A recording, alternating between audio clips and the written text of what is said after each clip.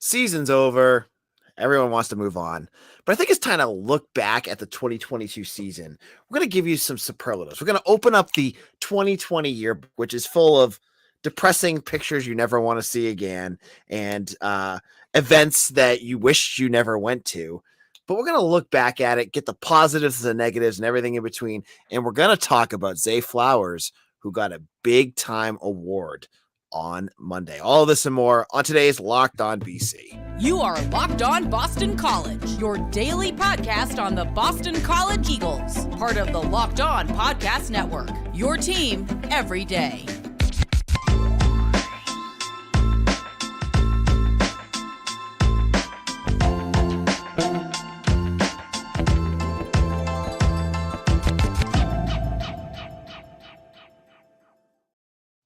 Hello and welcome. This is Locked On BC. Today's episode is brought to you by Sling TV.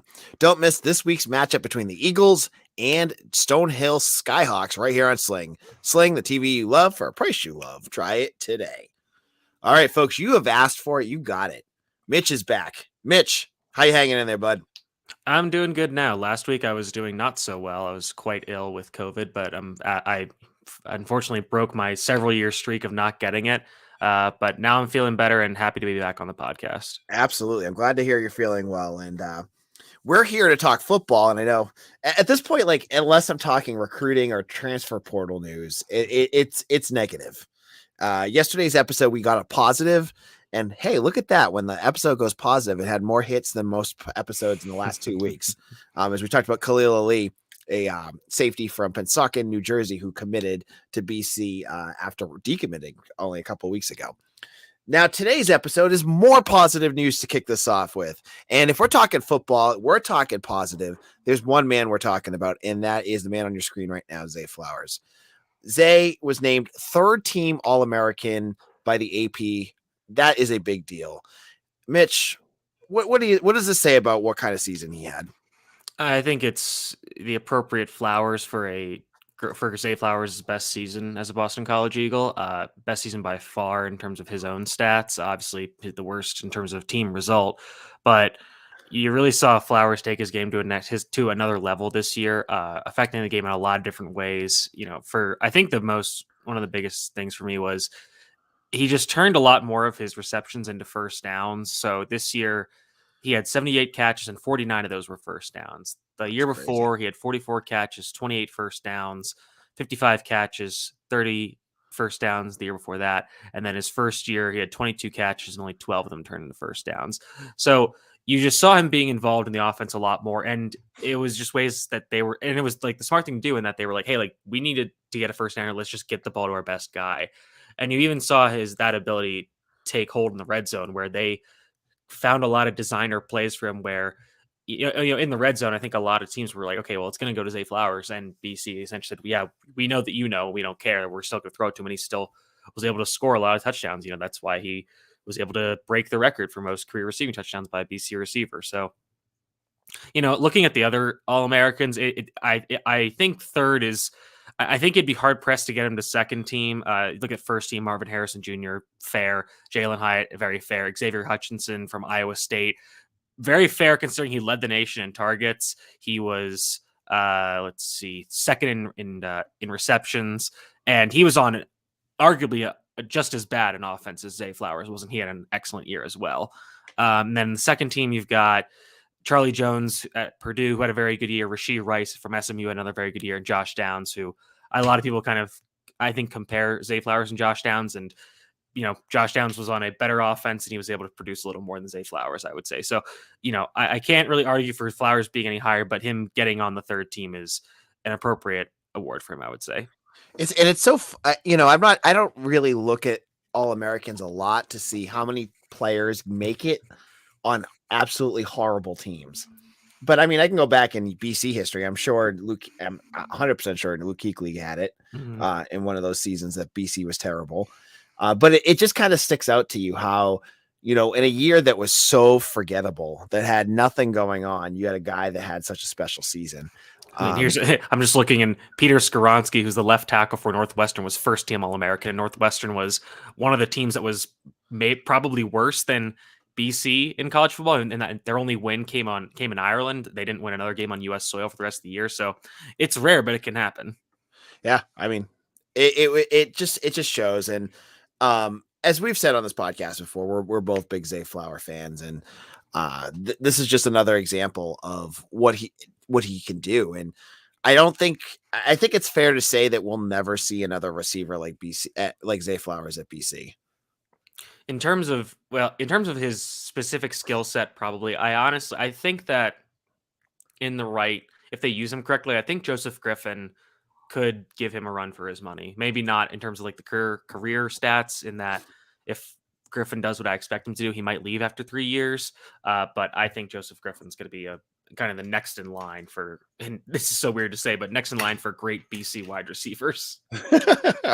I know, right? Like, before this, you had to really, like, and I know that some of the older fans out there are going to yell at us for saying this, but like, kind of had to scrape to find that typical like good wide receiver. Like, Alex Amadon was fine, but was he anything super special? I don't think he was. But now, the part of the reason why Zay was such a big deal was the story in the offseason that he came back. And I think BC fans, really, really appreciated the fact that he turned down NIL deals to return to the Eagles. And we talked about this a lot, but I'm kind of segging this into another quick conversation before we hit the break. And I want to read another player who seems to maybe be going the same route as Zay. And I know Mitch knows who I'm talking about. Christian Mahogany tweeted yesterday something that was very cryptic, which he's very good at. But he also tweeted, if you have to sell out, don't do it. Don't be something you're not. I'd rather be myself as a bricklayer than someone as a multimillionaire. You can't give in. You cannot break your own values. You need to be you. Mitch, what does that mean to you? I mean, if he does end up going somewhere else for, NIL money and hitting the transfer portal and ends up in a different program, I mean, yeah, he's got to delete that tweet, because that would just fly in the face of everything he just said. So, we've talked a lot about Christian Mahogany and his cryptic tweets this season, and I think this is definitely the most positive one for if you're a BC fan that you can find. I think that's pretty much it. Is I just think that that's really the best outcome you could have from him, from given the rest of how you could kind of take all of his previous tweets one way or the other. This one, I think, is pretty set in stone as to what he's trying to get across. So hopefully we're right, and hopefully he comes back, because this team needs all the help on the offensive line that they can get. As I'm reading this tweet, he has pinned above it. This feels like it was 8 years ago. His touchdown in the spring game with him doing the keg stand, which I think we're all very high on when that happened. But that seems like so long ago at this point. But in a moment, Mitch and I are going to go down to some superlatives. We're going to look at our MVP of the season, who is not named Zay Flowers, because that would make this kind of boring. Zay Flowers is automatically going to win everything, but we're going to look at other players, because we're going to expand our horizon a little bit. We're going to look at our low points of the season, high points of the season, and everything in between. So make sure to stay tuned, because we're going to get into that in just a moment. But if you know me, you know I love Omaha Steaks. Omaha Steaks are a perfect gift for the winter and for all your holiday shopping. This is insane. Omaha Steaks has cut prices 50% site-wide to make you the gift-giving hero that you always wanted to be. The holidays are here. Achieving gifting greatness will give you the gift of perfectly aged, tender, and delicious Omaha Steaks. Now, I got Omaha Steaks back in the day, a couple years ago, from my wife's grandmother, and I didn't understand what it was when I got it. I was like, oh, this is interesting. I've seen other things that come in boxes, and I was like, but what I'm telling you, it's mouthwatering. It's juicy. It was delicious. It was easy to cook. It was like having a restaurant meal at home. And I'm telling you, you need to check this out. So Omaha Steaks have been putting together a delicious selection of various gift packages to make shopping for the ones you love nice and easy. Go to omahasteaks.com and take advantage of 50% off site-wide. Plus, use code LOCKEDON at checkout to get an additional $40 off your order. Don't wait. Shop today and beat the shipping rush. Go to omahasteaks.com and use promo code LOCKEDON to check out. Again, minimum order may be required. All right, so I'm here with Mitch. We're talking about the end of the season, and we're doing a wrap up. This is kind of putting a little bow on the Boston College 2022 season. One that is kind of like the cat in the National Lampoon Christmas Vacation, where they throw the cat. That's what this season felt like. There's a live cat in a box, and that's what the season was. So my first question, the offensive MVP here that is not named Zay Flowers, because Zay Flowers is the answer for both of us, and any person with a brain's going to pick that. But I wanted to have a little fun here and think of somebody else. Make us really think outside the box. Mitch, who is your non-Zay Flowers offensive MVP? Well, I think obviously it's got to be Jack Conley. No, it's not. This is really tough because on one hand, I think you can kind of make the anti-argument that it is Conley, because I think you can make the argument he was the biggest issue on the offensive line, so his play contributed the most negatively to the offensive line, but I won't go that way. I'll try to stay positive, like you said, to begin the show. I think I'm going to go with actually Alex Broom, and he didn't play that much, but a lot of times when he did get carries, he was the spark that this offense desperately needed. Pat Garr was a very good running back. I really like him. I hope he comes back. He's more of a pound in between the tackles running back, and Broom actually gave some juice to the backfield. He was also extremely reliable in pass protection, which is incredible for a young running back. But he had a lot of the big touchdown run against Louisville. He had some other I think he had a big run against Duke. So I think you're going to see him get the ball a lot more next year, and he's kind of more of that Halfley mold of running back. But given that there isn't a ton of other strong candidates, I'll go with Alex Broom for the non-Zay Flowers offensive MVP for BC's 2022 season. I was absolutely stuck on this one. The question, and I'm like, I don't even know the answer to this, because if you were to look for an MVP on the offense, who the hell do you pick? George Takis was hurt too much. Joseph Griffin was there, but he really was invisible for large portions of the season. It was like a 3 or 4 game stretch where he was really, really good and gave that spark as well. But yeah, he was one I thought of too. The other one I kind of thought of was Dino Tomlin, and again, towards the end of the season, but had a lot of extremely valuable plays for this team down the stretch, even in games where they lost. Yeah, I mean, I could go with that. Jalen Gill, Jaden Williams. Yeah, I mean, Gill would be another. And again, I wish they had given Gill more targets, because I thought he was quite good despite only getting 43 targets, and he only caught 27 of them. He didn't catch a touchdown this year, but I felt a lot. He didn't have many drops. He was only credited with 1 drop. But yeah, I mean, I thought he had a lot of clutch catches. That big 4th down against NC State was huge early in the game.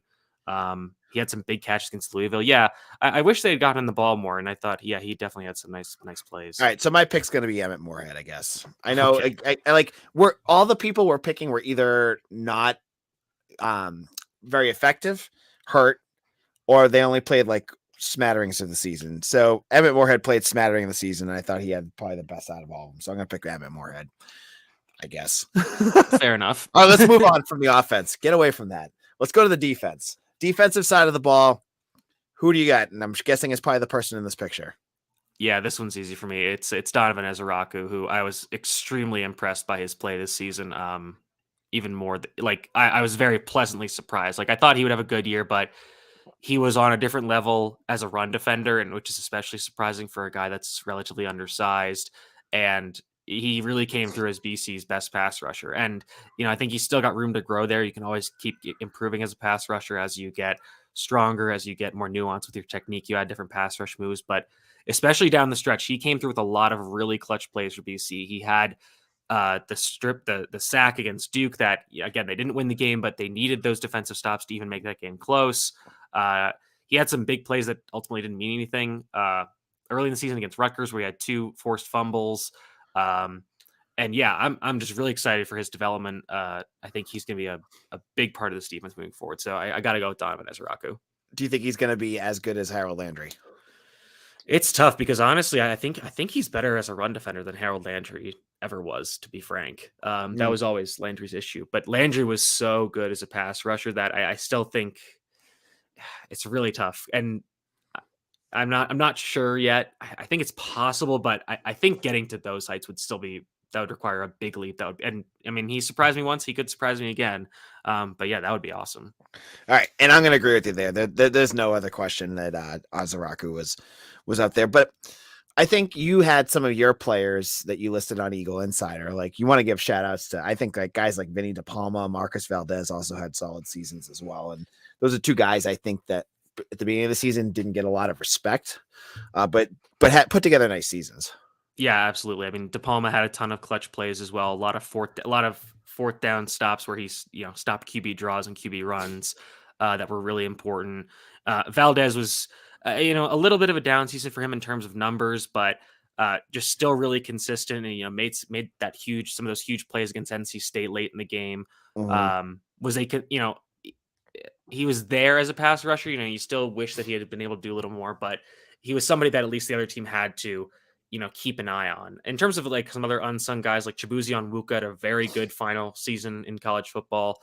Jason Macher hit the transfer portal, but I thought he had some really nice games. Like, he did have some down moments, but don't say that. Yeah, right. Cam Arnold again, up a little bit up and down, but he's still learning the position a little bit. I thought there were a lot of good moments from him, a lot of abilities to be a full field rangy defender that was able to make big hits. And Elijah Jones, who I know there's going to be some bad memories of him, specifically against Louisville, but he also had a lot of really good moments. And I think he said, based on PFF, he had the best coverage grade of anybody who played, like was a real starter. Cole Batson is a slightly better one, but he was mostly a rotational player. Or a replacement player late in the season. But, Jones finally got on the board in terms of interceptions. He had a ton of passes broken up. And, I really commend him for his ability to, if he did get beat or if the guy caught a pass over him, he wasn't going to get down in the dumps on himself. He wasn't going to let it keep happening. He had a very short memory and just said, all right, next play, I'll get him next time. And a lot of the times he did. His percentage of passes completed was really good compared to only 52% of his passes, which was much better than DeBerry, which surprised me. Yeah, and that's kind of that is one thing of like being that's kind of one thing of being in the slot is guys just get open a little easier. Yeah, but yeah, I mean, still really impressive numbers for him in terms of not really allowing a ton of big plays. And a lot of the times when he did, it was the quarterback going, hey, I'm going to give my guy an opportunity one-on-one. And, sometimes you just lose those. And a lot of times he was still in good position and sometimes you just get beat. So, really impressive season from him. And it seems like he's coming back, which I think will be really good. I don't think he has much more room to grow as a player, but if you can have him as a reliable cornerback too, while you develop a guy like Amari Jackson or CJ Burton, that's going to be a solid secondary, I think. Yep. Okay. In a moment, we're going to look at some other questions, looking at the high moments, the low moments, and everything in between. But can we pause this podcast for a second? We pause? All right, great, because you're going to want to try this. I'm talking about Built Bar's new reimagined flavors, cookie dough topper, which is my absolute favorite, the coconut brownie bar and the coconut brownie topper. They are all delicious. And they also have other great bars you need to check out, including the white chocolate peppermint granola. It's Bill's take on a granola bar, so it's more filling and still insanely tasty. And for the holidays, the candy cane brownie puff. Built bars are like biting into the universe, most delicious cloud. I'm not kidding. You're going to need to try these out. They are 100% real chocolate, 7 grams of protein, and shockingly low 130 calories. Are you going to beat that with anything else? Absolutely not. So why don't you go to built.com? And if you use promo code LOCKEDON15, you're going to get 15% off your order when you order today. So go to built.com and use promo code LOCKEDON15. AJ Black here, Locked On BC, talking about the 2022 season with Mitch Wolfe. And let's start with the negatives. Let's look at the low point of the season. There are quite a few low points you could look at. And I will start this off by talking about my low point of the season, which was the UConn game. The Rutgers game was terrible. I was there live with my son and watched it, and that one was horrible. But losing to a team that you have never lost to before by scoring 3 points against the UConn Huskies is absolutely unforgivable. And I said it before, and I'll say it again. This was the moment where Jeff Hafley lost me. And I'm not completely lost yet, but let's say he didn't lose me, but I was off the train at that point. I was done. That was an absolutely atrocious game to watch. UConn gave BC every chance to win that game. It wasn't like they played all that well, maybe better on defense, but this was one of the games where I watched that offensive line look like complete garbage as UConn put Djokovic out for the rest of the season. This was absolutely my low point of the season. What about you, Mitch? I think it's hard to pick anything else. I couldn't agree more with all of those points. The offense just did absolutely nothing. UConn scores. Their touchdown is on a kind of a fluky explosive play, and then BC just couldn't mount any kind of comeback, even though the defense, like you said, gave them plenty of opportunities. The UConn had plenty of miscues on their own end. That was just an absolutely pathetic showing. And like I agree with you, but I'll just throw out another one. I think letting Syracuse completely make a 4 touchdown comeback in the season finale. Again, we didn't think that beating Syracuse was going to erase all the sins of the 2022 season, but it would have been nice to end on a high note, especially the week after getting the doors blown off against Notre Dame. You think, okay, like maybe they can ice this game out. There's only about a quarter left. I think it was less than a quarter. It was like 10 minutes left. And, after Donovan Ezeraku commits that roughing the pass penalty, Syracuse just goes right down, scores a touchdown. And that was pretty much the game. And they just kept scoring to put it away from there. So I agree with you, the UConn one, but just finishing a terrible year with an even more sour note certainly wasn't anything good either. All right, let's end this with a few positive things. Let's look at the high point of the season.